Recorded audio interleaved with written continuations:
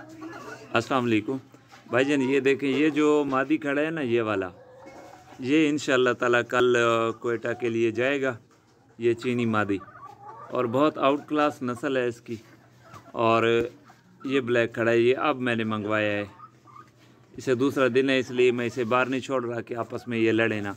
तो इंशाअल्लाह ताला ये कल चला जाएगा कोयटा, तो उसके बाद फिर मैं इसको जो है ना वो छोड़ूंगा। ये इसकी देखें सर, आइज़ चेक करें इसकी, माशाल्लाह बहुत आला ब्रीड है।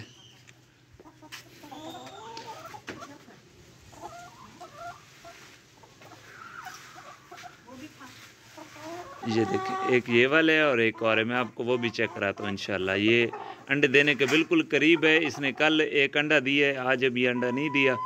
तो ये कोयटा वाले भाई की अमानत है, उधर इंशाल्लाह जाके उम्मीद है अंडे देगी। और भाईजान एक ये खड़ा है, ये वाला, ये मादी चेक करें, ये लाल वाला, ये देखें, ये वाला मादी, ये भी अंडे दे रहा है अल्हम्दुलिल्लाह। इसने भी कल पहला अंडा दिया और उसने भी कल पहला अंडा दिया है।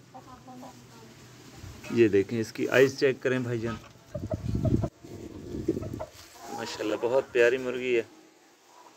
ये वाली देखें, सफ़ेद चोंच में है और ये मेरे पास अब आई है।